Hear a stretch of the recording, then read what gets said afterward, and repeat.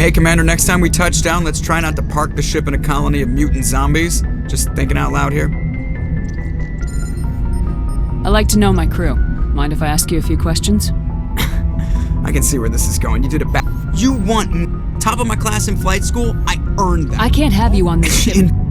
Put the Normandy in my hands and I have to go. Alright, see ya.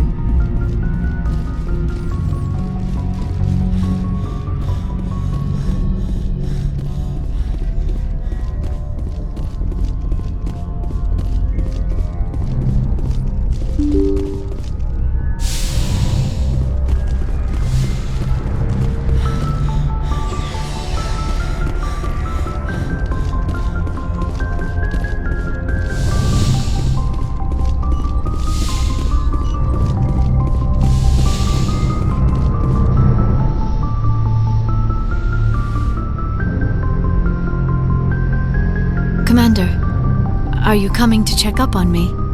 You look much better. How are you feeling? Dr. Chakwas assures me I am going to be fine. I was impressed with her knowledge of Asari physiology. Alliance medical personnel take courses in alien biology, just in case. I get the feeling you want to ask me something, Commander. Tell me about yourself, Liara. Me? I am afraid I am not very interesting, Commander. I spend most of my time on remote digs, unearthing mundane items buried in long-forgotten Prothean ruins. You must enjoy something about it. I love my work. Seeking out history's lost secrets has a special appeal for me. You were actually touched by working Prothean technology.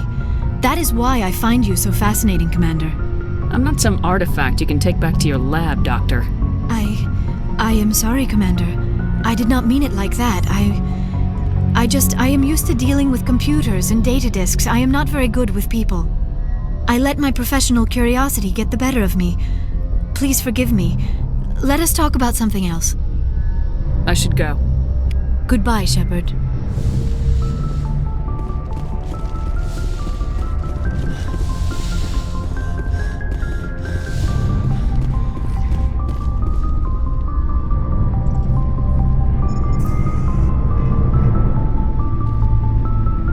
Do you have some time to talk now, Commander? Let's hear it, Lieutenant. I'm always open to my officers. We've played it pretty close to the book so far, but we're a long way from backup. We've got some tough calls to make. I'm just saying, try to leave yourself a way out. I've seen what cutting corners can do, and I'd hate to have that happen to you, Shepard. Commander. This a personal observation, Caden? I don't want to step on anyone else's toes, especially if you're if I have misread your interests. Someone? You're referring to our young Prothean expert. I think she's older than both of us put together, but, yeah.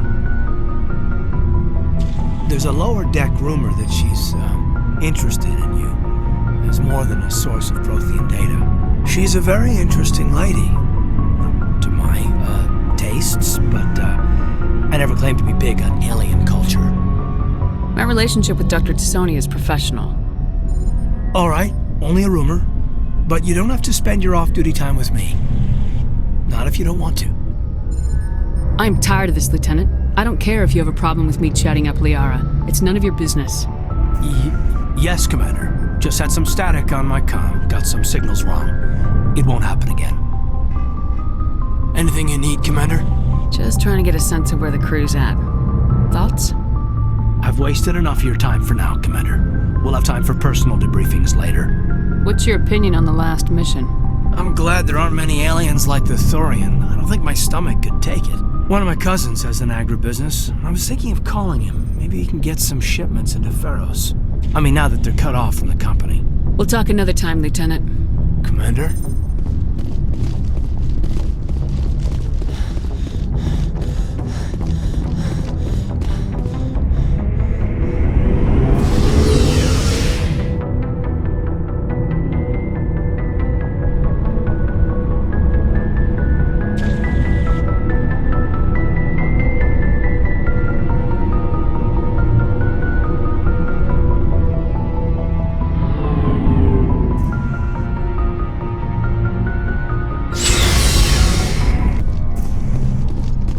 Commander, good to see you. You've been with C-Sec a while. Have you seen much action? Well, not as much as you, but yeah, I've seen some interesting things. I bet you have. Anything in particular that stands out? I remember this Solarian geneticist I was sent to investigate. That case was a bit disturbing. What happened? Why were you investigating him? I was tasked with tracking black market trade on the Citadel. Most of it harmless, nothing I needed to pursue. But during the course of my investigation, I noticed an increase in the trade of body parts, organs mostly. We usually get a few of those, but not the numbers I was seeing. We weren't sure if there was a new black market lab or if some freak was harvesting organs from citizens. You've seen this before on the Citadel? Every so often, some lab sells unwanted parts through the black market, but they're not as bad as the psychos. I remember this one L-Corps diplomat we caught in my first year on the job. He was hacking people up and selling their organs, had the station in a bit of a panic. But this case wasn't that clear-cut. Turns out there was more going on than we first realized. So how did you figure out what was happening? First, we got a hold of a sample and ran DNA tests. The weird thing was, the match led us to a Turian who was still alive and was very convinced he'd never lost his liver. After a bit of digging, I discovered this Turian worked briefly for Dr. Salion, the geneticist. So I went to his lab hoping to find evidence of cloned organ development, but there was nothing. No Solarian hearts, no Turian livers, not one Krogan testicle. You're kidding, right? Why would anyone want Krogan testicles? Some Krogan believe that testicle transplants can increase their virility, counteract the effects of the genophage. It doesn't work, but that doesn't stop them from buying. They'll pay up to 10,000 credits each. That's 40,000 for a full set. Somebody's making a killing out there. What'd you do about the geneticist? I brought in some of his employees for interrogation to see if I could get them to talk. While I was interviewing one of them, I came across something suspicious. Yeah? Go on. One of my detainees started bleeding profusely during the interview.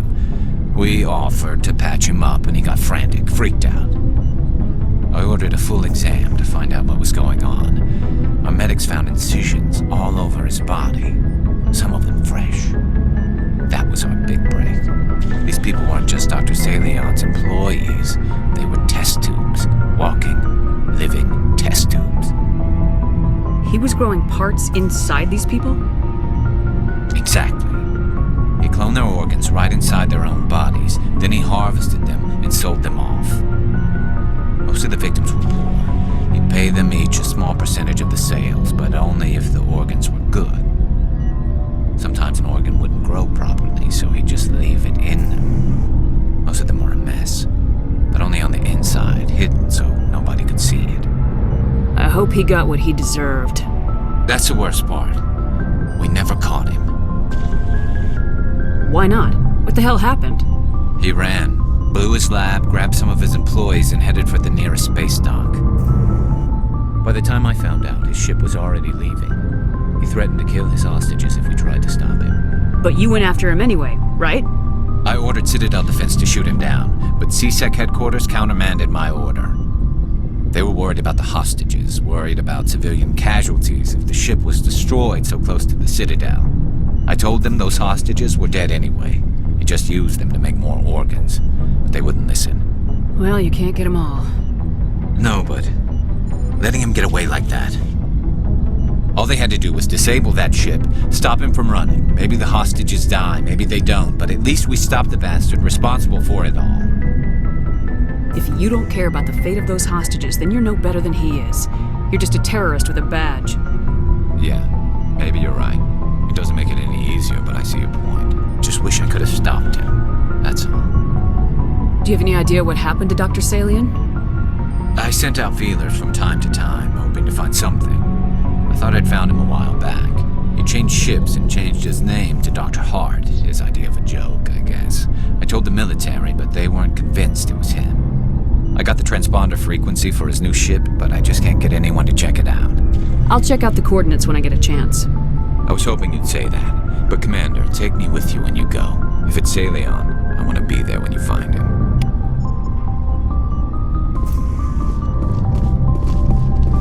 Commander?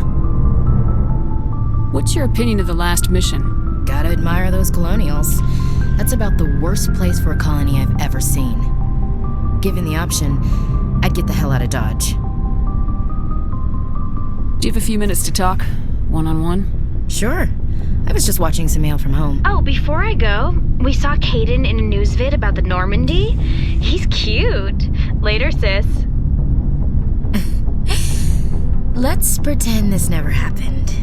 Are you interested in the lieutenant, Chief? Fraternization is against regulations, ma'am. Don't ask, don't tell. What's up? You didn't come by to eavesdrop on family mail. Your family seems to be important to you. Yeah, we've always been close. Me and my sisters especially. With Dad on duty so much, I had to help Mom raise them. Did your father serve with the fleet? Yeah, took any crap posting he could get that offered space time. You know what? He worked his ass off trying to get recognized, but he never made it above serviceman 3rd class. He was real proud when I made Chief. First thing he did was salute. What about your mother? You haven't mentioned her. You must know what military wives are like. Strong because they have to be, able to raise kids while Dad's away on a 6-month cruise. She has a degree in planetary geology. She and Dad both wanted to see new worlds. She gave up her career to raise us, though. You have more than one sister? Sounds like a big family. Yeah, I'm the oldest, then Abby, then Lynn. Sarah's the youngest. She's still in high school. With 4 girls, Dad used to say he felt more outnumbered at home than on maneuvers. Where did you grow up? All over. We transferred a half a dozen times before I finished grade school. You go where personnel command sends you, right? I guess that's why I'm so tight with my sisters. We'd have to leave all our friends every 2 or 3 years. After helping raise them, your sisters still talk to you? Amazing. Things were tense between Sarah and me for a while. Then we bonded. Sounds like a story. Feel like sharing? Sarah got herself a boyfriend who wanted to go faster than she did, Mike. I didn't think he was a bad kid, just pushy. Lynn would send me these worried vid mails, and I'd tell her to relax. Where were you when this was going on? I was on active duty. Sarah's graduating high school this year. This was only a couple of years back. They were on Amaterasu. At the time, I was assigned to Chernobog. Same cluster, but a dozen LY away. Close enough to talk regularly, too far to make it back in an emergency. I couldn't afford a fast packet flight.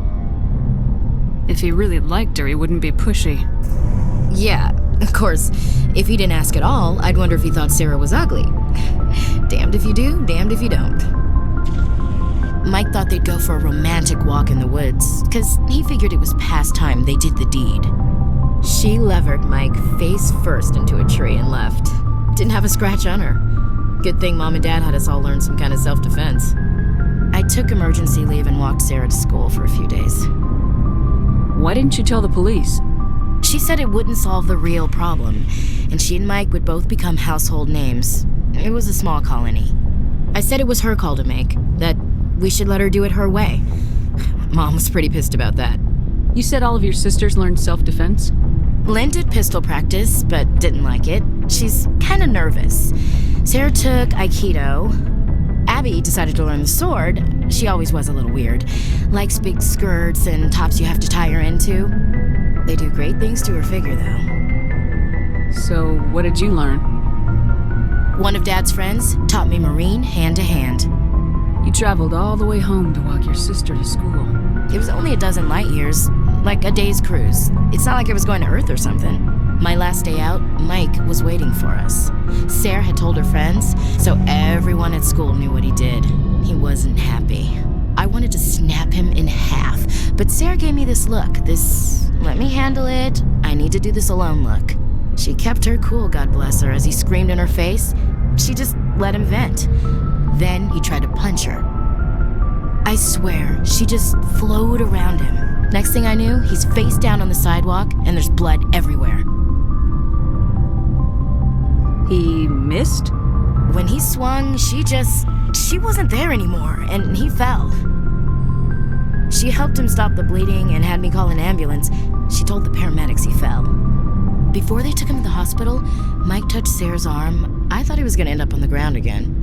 But he hung his head, whispered, "I'm sorry," and started crying. And she hugged him. The Williams women are a decisive bunch, Commander. We do things when we're ready. Not before, not after. Where was your father during this? Wasn't your family stationed near him? Dad always wanted to serve in space, but he wanted us to have real ground under our feet. He'd say, space is beautiful, but you can't raise a family there. I cannot rest from travel. I will drink life to the lees. All times I've enjoyed greatly, have suffered greatly, both with those that loved me and alone. For always roaming with a hungry heart, much have I seen and known, cities of men and manners, climates, councils, governments. I never thought I'd hear you reciting poetry. Just because I can drill you between the eyes at 100 meters doesn't mean I can't like sensitive stuff. Just don't spread it around. Ulysses was my dad's favorite poem. Every time he shipped out, he recorded me reading it. He had a dozen versions when he retired. Does he still like it? I sure hope so. I read it to his grave every time I go home. Dad passed on a few years back. He's probably still watching, though. You mean from wherever we go after death? Dead on, Skipper. He's with God now. That's not a problem with you, is it? That I believe in God? Your beliefs are your business. I'm your commanding officer, not your moral compass. I appreciate that, Skipper. I should get back to my duties. Didn't mean to take up so much of your time. Dismissed, Chief. Ma'am.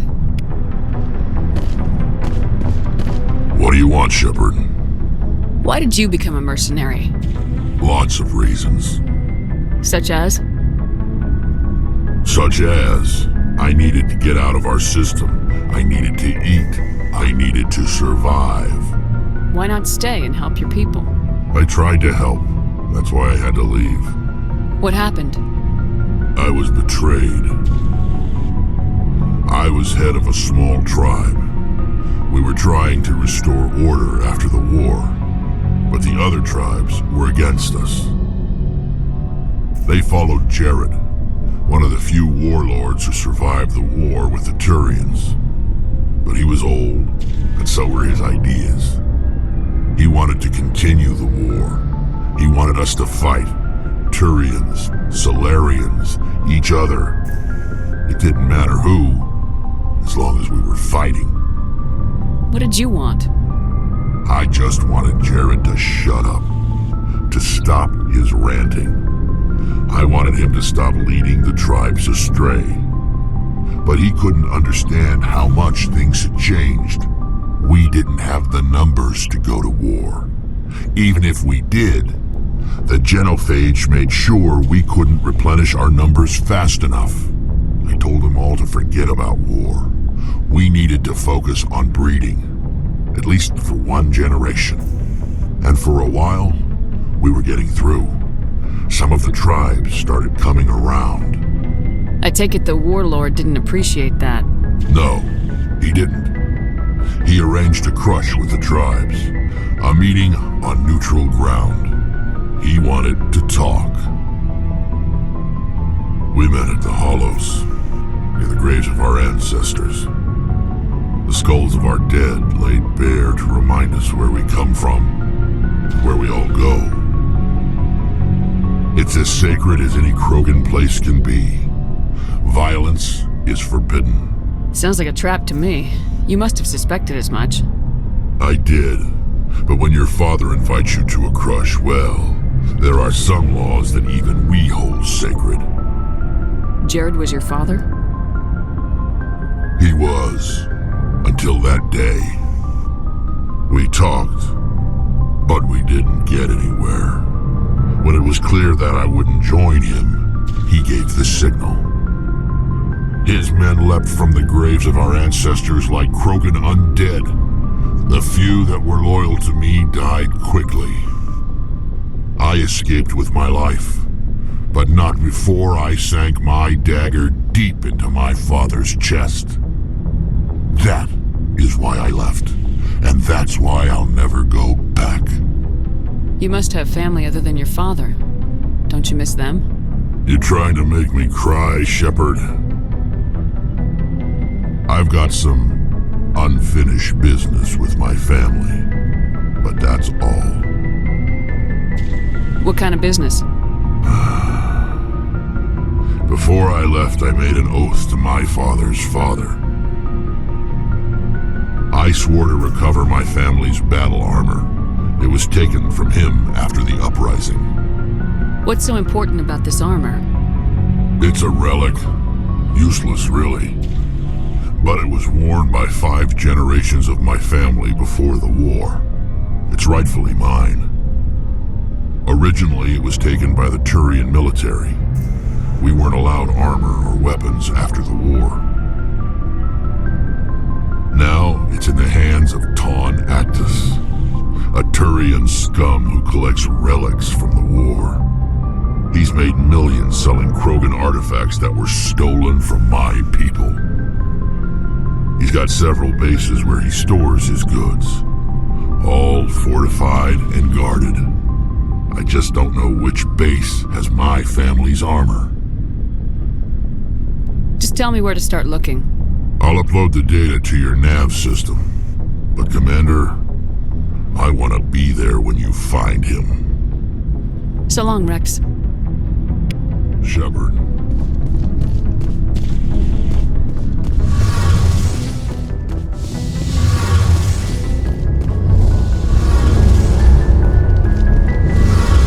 Shepard, I'm glad you're here. Good to see you smiling again, so to speak. I'm sleeping much better now. I guess I'm getting used to how quiet your ship is. I still think a lot about my pilgrimage, though. I know Starin's our top priority, but with all the worlds we go to, I was hoping to find something to bring back to the flotilla. What are you hoping to find? Usually, people bring back something like a derelict ship we can use for salvage. But I need something bigger. There's a lot expected of me. What's so special about you? It's my father. He's the senior member of the Admiralty Board. He's one of only 5 people who can overrule the decisions of the Conclave for the good of the migrant fleet. My father is responsible for the lives of 17 million people. Our entire race is in his hands, and I'm his only child. So are you some kind of heir to the Quarian throne or something? No, it doesn't work that way. My father's position isn't hereditary. I'll probably never serve on the Admiralty Board myself. Officially, I'm just the same as any other citizen. But it doesn't work that way in practice. People have always treated me differently because of who my father is. You must get all kinds of special privileges. I probably had it easier than most growing up, but it's not all good. People like my father have enemies, and they're not above using me to get to him. It must be tough on you. My people place a high value on family and ancestry. There's an unspoken expectation that I'll live up to my father's example. Everyone's waiting for me to do something great on my pilgrimage, something that will forever change our lives for the better. If I don't, it's like I failed, and that reflects badly on both me and my father. The work you're doing here is more important than anything any Quarian's ever done before. Yes, I know. But you have to understand Quarian culture. We're a very insular society. The events beyond the flotilla don't much matter to the average citizen. Our greatest dream is that one day we'll return to our homeworld and drive out the Geth. But even if we stop Saren, that's not going to happen. There's still millions of Geth behind the veil. Until they're gone, our exile will continue. What would you need to bring back to make everyone happy? Something that would help us better understand the Geth. They've changed significantly since the exile. They've continued to evolve. We've done our best to study them, but it's not easy. They're very reclusive. Until recently, they never went beyond the borders of the Veil. And all the Geth we run into now are under Saren's control. We'd need to find Geth operating on their own, independently. But I don't want this to get in the way of our mission, Shepard. First, we stop Saren. Then I'll worry about my own problems. What was your father like? It wasn't easy growing up as the daughter of one of the Admiralty. Even before he joined the board, he was a prominent figure. People looked to him for leadership. He had to set an example, and he expected the same of his daughter. Plus, he was pretty strict, a military man through and through. He never allowed me to settle for anything less than excellence. As a kid, I sometimes felt like he was pushing me too hard. But now I'm old enough to appreciate what he taught me. The world doesn't owe us anything. If if we want something in life, we have to earn it. Where was your mother in all this? Mother was around, but she always seemed to kind of blend into the background. Almost like she was overshadowed by my father. He tends to do that to people. She passed on about 5 years ago. Some airborne virus that swept through the fleet. Happens sometimes when the filters start to break down. I think my father took it pretty hard. After she was gone, he became even more focused on his work. I think that was his way of dealing with the grief. Sounds like a tough upbringing. You don't resent your father at all? Like I said, it wasn't easy. My father's not the kind of person you bond with. And he wasn't around all that much. Too busy. People counted on him, and he took his duties seriously. Even when he was around, he always seemed a bit distant. Like his mind was always somewhere else. Come to think of it, I can't ever remember seeing him smile. Not once. It's like he was always weighed down by all that responsibility. I mean, I know he cares about me, but he never really showed it, not in the usual way. I guess the best thing I can say about my father is that